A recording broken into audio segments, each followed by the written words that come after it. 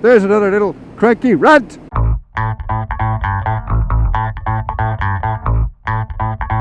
Another little cranky rant.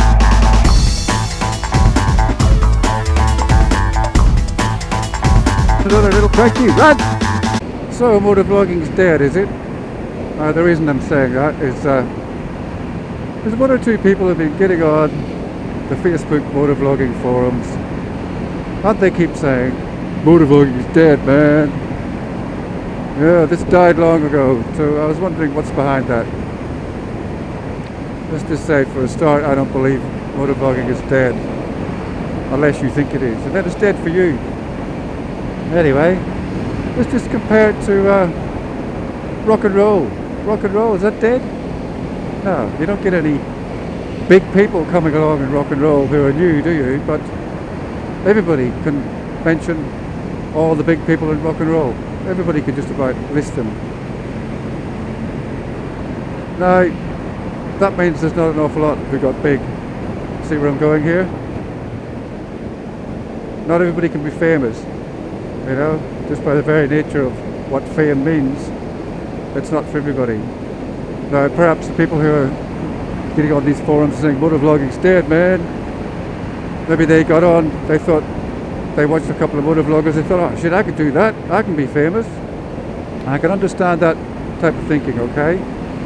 Didn't happen for them, so they're saying it's dead. Now, when I was 14, I decided to become a musician. Partly for the same reasons, thought I could do that, I could be famous. Pretty much by the time I was 18, I knew it was very unlikely I was going to be famous. So I kept doing it because I loved it. When kids came along, I knew I'd have to get a real job instead of the kind of scattered income you get from music. So I got a real job. I still play music because I love it. I never said, oh, rock and roll is dead, man, because I didn't get famous. Okay? It'll never die. Not really. Now, motovlogging, yes, sure enough. Anybody who comes along wants to be a motovlogger these days, unless you are truly unique and a really good entertainer, you're very, very unlikely to make it big in motovlogging.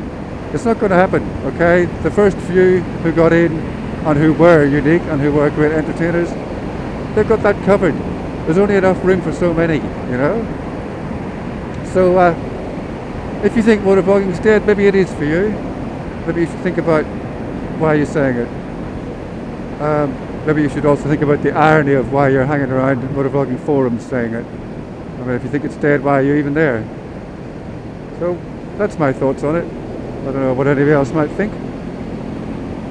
But maybe some of those people who would like to share their opinions will share it in the comments or make a response video, I don't know. But as far as I'm concerned, motovlogging is still alive for me. I'm off to have a little adventure today. I'm going to film it. If it turns out good, it'll be a motovlog. If not, I've had an adventure anyway. Now, anybody from 300 to 20,000 people might watch that. That doesn't really bother me. I mean, it's great that anybody watches. It's great if 50 people watch it. It's great if 10 people comment. I get a buzz out of that. I don't need it to be any bigger to make it worthwhile.